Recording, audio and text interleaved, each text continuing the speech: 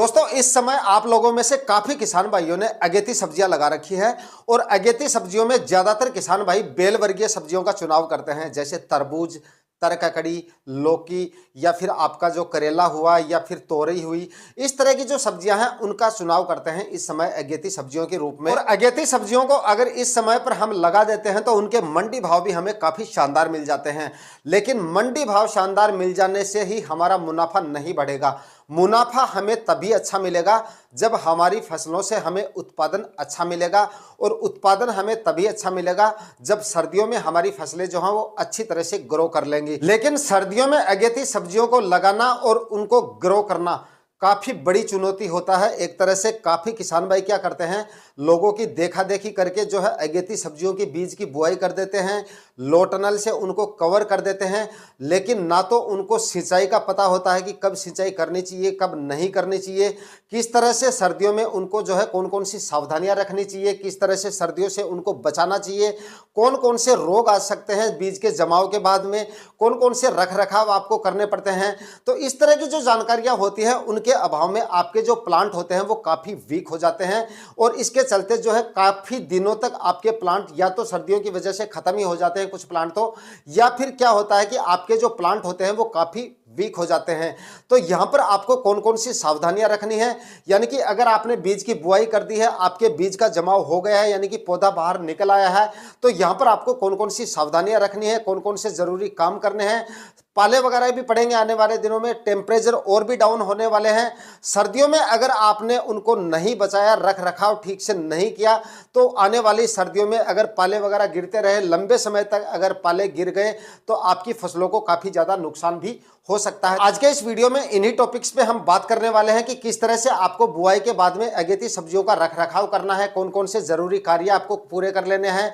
Complete जानकारी के लिए वीडियो को कंप्लीट देखना है। चैनल पे नए हैं या सब्सक्राइब नहीं किया है तो चैनल को सब्सक्राइब कर लीजिए और साथ में बेल आइकन भी प्रेस कर दीजिएगा ताकि समय समय पे आपको खेतीबाड़ी से रिलेटेड वीडियोज मिलते रहे। नमस्कार दोस्तों, मेरा नाम है सुरेश और आप देख रहे हैं खेत किसान झुंझुनू। तो भाई अगर आपने अपनी अगेती सब्जियां यानी कि तरबूज वगैरह की अगर बुआई कर दी है, बीज का जमाव अगर हो गया है, प्लांट जमीन से बाहर अगर निकल आया है, तो यहाँ पर आपकी चुनौतियाँ और भी ज़्यादा बढ़ जाती हैं। यहाँ पर आपके सामने बहुत सारी चुनौतियाँ होती हैं, जैसे कि अपने प्लांट को सर्दियों से भी आपको बचाना पड़ेगा, और आपकी प्लांट की ग्रोथ के बारे में भी आपको सोचना पड़ेगा, और साथ ही उसमें आने वाली बीमारियों के बारे में भी आपको यहाँ पर देखना पड़ेगा। दोस्तों सबसे पहले हम बात करेंगे कि अपने प्लांट को सर्दियों से कैसे बचाया जाए। सबसे बड़ा रोग इस समय मानो यही है, और इसी से आपको सबसे पहले अपने प्लांट्स को बचाना पड़ेगा। अब आप ये सोचेंगे कुछ किसान भाई कि हमने तो क्रॉप कवर या लो टनल लगा रखा है, खर्चा कर रखा है ऑलरेडी, तो फिर सर्दियों से बचाने की क्या जरूरत है। तो भाई आपका जो लो टनल है वो आपको अपने फसलों को पाला मारने से बचा सकता है। लेकिन अगर टेम्परेचर बहुत ज्यादा डाउन आ जाते हैं, पाले लगातार पड़ते रहते हैं, लंबे समय तक पड़ते रहते हैं, यानी कि टेम्परेचर बहुत ज्यादा अगर डाउन आ जाते हैं, तो आपकी फसलों को पाला मारने से तो आपका लो टनल बचा लेगा, लेकिन उस समय आपकी फसल की जो ग्रोथ है वो कहीं ना कहीं रुक जाती है। प्लांट काफी वीक हो जाते हैं, पाले से मरेंगे तो नहीं लेकिन उनकी ग्रोथ नहीं होगी। तो इस समय अगर आपके प्लांट की ग्रोथ अगर रुक जाती है तो आने वाले दिनों में आपको उससे उत्पादन कम भी मिल सकता है, और आपको उत्पादन काफी देरी से भी मिल सकता है, यानी कि आपकी फसलें अगेती होने के बावजूद काफी पछती भी हो सकती हैं, क्योंकि आपने अगेती सब्जियां लगा तो ली हैं, लेकिन पाले की वजह से या काफ़ी कम टेम्परेचर की वजह से, ग्रोथ नहीं कर पाने की वजह से उनसे कई दिनों तक आपको उत्पादन नहीं मिलता है, क्योंकि ग्रोथ अगर समय पर नहीं होगी तो उत्पादन भी उनसे आपको देरी से मिलेगा। तो यहाँ पर आपको सबसे पहले अपनी फसलों को पाले से बचाना है, और पाले से बचाने के लिए क्रॉप कवर या लो टनल तो आपने लगा ही रखा है। साथ में आपको क्या करना है, सबसे पहले आपको अपनी सिंचाई पे ध्यान देना है। यहाँ पर कुछ किसान भाई कमेंट करके भी पूछते रहते हैं कि भाई तरबूज में पहली सिंचाई हमें कब करनी चाहिए। तो वैसे तो सर्दियों में अगर टेम्परेचर क्योंकि काफ़ी कम रहते हैं, धूप वगैरह भी कम निकलती है, तो 7-8 दिन तक यानी कि 8-10 दिन तक का समय भी हम पहली सिंचाई में या हर सिंचाई में निकाल सकते हैं। लेकिन क्योंकि हमें फसलों को जो है सिंचाई के साथ साथ पाले से भी बचाना होता है। और पाले से अगर आपने लोट नल तो लगा रखा है, लेकिन पाले से अगर आपको बचाना है, टेम्परेचर अगर मेंटेन करके आपको रखना है, तो सिंचाई पे आपको ध्यान देना पड़ेगा। तो यहां पर दोस्तों आपको क्या करना है, तो जैसे ही पाले गिरने शुरू हो जाए, टेम्परेचर काफी डाउन आ जाए, तो पाले गिरने के दौरान आपको जो है हल्की हल्की सिंचाइयां करते रहना है। यानी कि सुबह जब 4 बजे लाइट आती है, तो सुबह 4 बजे आपको जो है 1 या आधे घंटे अपने मोटर को चलाकर और सिंचाई कर देनी है अपने तरबूज या किसी भी बेल वर्गीय सब्जियां आपने लगा रखी हैं किसी भी तरह की, तो उनकी आपको हल्की हल्की सिंचाई करते रहना है पाले गिरने के दौरान। आप हल्की हल्की सिंचाई करते रहेंगे, ताजा पानी से सिंचाई करते रहेंगे, तो आपके बेड का जो टेम्परेचर है वो काफी अच्छा बना रहेगा। और साथ ही प्लांट को ताजा पानी मिलने की वजह से सर्दियों से काफी कम प्रभाव पड़ेगा। आपका प्लांट जो है उसकी ग्रोथ रुकेगी नहीं, प्लांट को सर्दियों में अच्छी ग्रोथ बनी रहेगी। इसलिए आपको सिंचाई पे सबसे ज्यादा ध्यान रखना है। मैं ये नहीं कर रहा हूं कि आपको बहुत ज्यादा सिंचाइयां करनी है, ओवर वाटरिंग भी आपको नहीं करनी है, लेकिन जब पाले गिरे यानी कि 3-4 दिन से आपको हल्की हल्की सिंचाइयां करती रहनी है। ज्यादा सिंचाई आपको बिल्कुल नहीं करनी है। अगर आपने, क्योंकि इस समय आपने लो टनल वगैरह लगा के यानी अगेती सब्जियां कर रखी हैं, तो ड्रिप इरिगेशन से तो कर ही रखी होंगी, यानी कि 1 या आधा घंटे आपको, मैक्सिमम आधा घंटे या ज्यादा से ज्यादा 1 घंटे आपको अपनी मोटर को चलाना है। आधा 1 घंटे अगर आप सिंचाई करते रहेंगे तो पाले से आपकी फसलें बची रहेंगी और नुकसान भी आपकी फसलों को नहीं होगा। चाहे कितने भी ज्यादा पाले गिरे, उसके बाद में आपकी फसलें जो है अच्छी तरह से ग्रोथ भी करती रहेंगी और अच्छी तरह से मतलब पाले की वजह से सुरक्षित भी रहेंगी।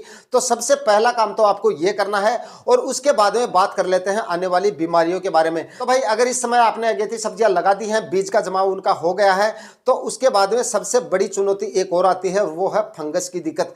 यानी कि सिंचाइयां हमें बराबर करते रहने पड़ता है और कुछ किसान भाइयों से ओवर वाटरिंग भी कभी कभार हो जाती है। फिर क्या होता है, अगर सिंचाई ज्यादा हो जाती है तो उसके बाद में फंगस की दिक्कत जो है वो कहीं ना कहीं हमें हमारे प्लांट में देखने को मिल जाती है। फंगस की वजह से काफी प्लांट हमारे खराब हो जाते हैं। तो यहां पर आपको क्या करना है, यहां पर आपको एक फंगीसाइड काम में लेना है। फंगीसाइड आपको कब काम में लेना है, जब आपकी फसल 10 से 15 दिन की हो जाए। 10 से 15 दिन का मतलब बीज के बुआई के बाद में नहीं, पौधा अंकुरण होने के 10 से 15 दिन बाद में आपको पहला फर्टिगेशन करना है एक फंगीसाइड का। जमीन में लगने वाली फंगस यानी जड़ों में आने वाली फंगस से संबंधित रोगों के लिए सबसे अच्छा फंगीसाइड तो जो है वो होता है कॉपर ऑक्सीक्लोराइड, जो कि 50% में आता है, उसका आपको फर्टिगेशन करना होता है। लेकिन क्योंकि इस समय हमारे प्लांट काफी छोटे हैं, रोग अगर आपको देखने को नहीं मिल रहा है, तो इस फंगीसाइड का आपको इस्तेमाल करने की जरूरत नहीं है। यहाँ पर आप पावरग्रो कंपनी का मेंडोज जो फंगीसाइड आता है उसको काम में ले सकते हैं। इसमें कार्बेंडाजिम और मेनकोजेब होता है। 12% कार्बेंडाजिम होता है, 63% इसमें मेनकोजेब होता है। यहाँ पर आप पावरग्रो कंपनी का मेंडोज भी काम में ले सकते हैं और यूपीएल कंपनी का साप भी काम में ले सकते हैं। जड़ों में आने वाली फंगस के लिए सबसे अच्छा फंगीसाइड है। प्रिवेंटिव में ये ज्यादा काम करता है। रोग आने के बाद में आपको कॉपर ऑक्सीक्लोराइड काम लेना है, लेकिन अगर आप प्रिवेंटिव में काम में ले रहे हैं तो आप कार्बेंडाजिम और मेनकोजेब का फर्टिगेशन कर सकते हैं। यह फर्टिगेशन करने के बाद में आपकी फसल में आपको जड़ गलन से संबंधित रोग नहीं देखने को मिलेंगे। फंगस की वजह से जो प्लांट खराब होते हैं हमारे, वो समस्या आपको नहीं देखने को मिलेगी। यह फर्टिगेशन अगर आपने कर दिया अपने बीज का अंकुरण होने के बाद में, और सिंचाई जैसे मैंने बताया कि पाले गिरने के दौरान आपको हल्की हल्की सिंचाइयां करते रहना है। यह काम अगर आपने कर लिया तो आपकी तरबूज की फसल या बेल वर्गीय जितनी भी अगेती सब्जियां आपने लगा रखी है, सारी फसल आपकी हेल्दी और स्वस्थ बनी रहेंगी। अगर आपने पाले गिरने के दौरान दोस्तों सिंचाई नहीं की है, 8-10 दिन का समय अगर आप निकाल देते हैं, क्योंकि पाले गिरने के दौरान प्लांट आपका अगर प्यासा रहेगा, पानी की कमी उसमें रहेगी, तो आपके प्लांट को 99% चांस है कि पाले की वजह से आपके प्लांट खराब हो सकते हैं। मैंने आपको पहले भी रिपीट कर दिया है कि इतनी छोटी फसल में सिंचाई करना सही नहीं है, लेकिन फिर भी हमें पाले से बचाने के लिए ये सिंचाई करनी जरूरी है। साथ ही दोस्तों यहां पर हम एक छोटे से टॉपिक पर और बात कर लेते हैं, क्योंकि काफी किसान भाइयों के मेरे पास कमेंट आए हैं, फोन कॉल वगैरह करके भी मेरे को पूछ रहे थे कि बीज लगाने के बाद में समस्या बहुत छोटी है, लेकिन आपको जो नुकसान है वो काफी हद तक कर सकती है और आपकी फसल जो है इसकी वजह से काफी पछती भी हो सकती है।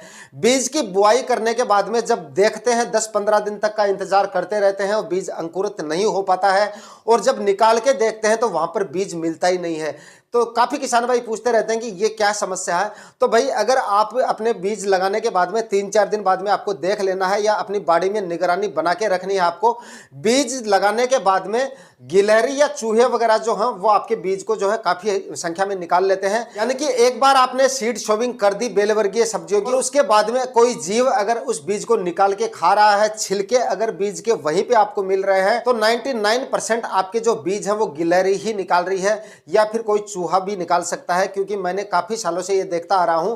पहली बार जब मैंने तरबूज की खेती की थी, शायद 2015-16 की बात है, मैंने करीब 3 पैकेट अपने तरबूज के बीज के गवाए थे। तो इस तरह से काफी जो नए किसान भाई हैं जिनको बिल्कुल भी अनुभव नहीं है, तो उनके साथ में ये समस्या आती रहती है। वैसे समस्या तो हर किसान के सामने आती है, लेकिन जो अनुभवी किसान होते हैं उनको पता होता है। लेकिन जो यहाँ पर नए किसान है जिनको नहीं पता है, उनके लिए यहाँ पर ये जानकारी देनी जरूरी थी। तो भाई जैसे ही आप अपने तरबूज या किसी भी तरह की सीड शोविंग करो, तो गिलहरी वगैरह या चूहे वगैरह का विशेष तौर से ध्यान रखें।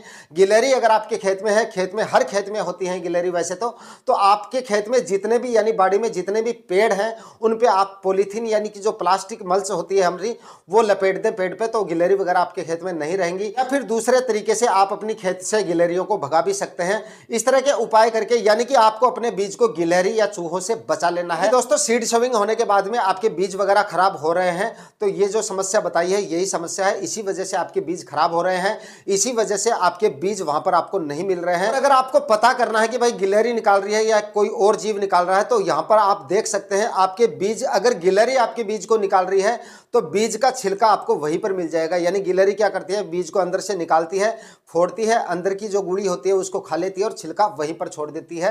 तो इस तरह की समस्या आपको आ रही है, तो मैंने यहाँ पर आपको सॉल्यूशन बता दिया है, कारण भी बता दिया है। दोस्तों, आज के वीडियो में मैंने आपको काफी सारी जानकारियां देने की कोशिश की है। वीडियो अगर अच्छा लगा तो लाइक शेयर जरूर कर दीजिएगा, चैनल पे नए हैं तो सब्सक्राइब जरूर कर लीजिएगा। मिलते हैं किसी नए वीडियो में नए टॉपिक के साथ, तब तक के लिए जय हिंद।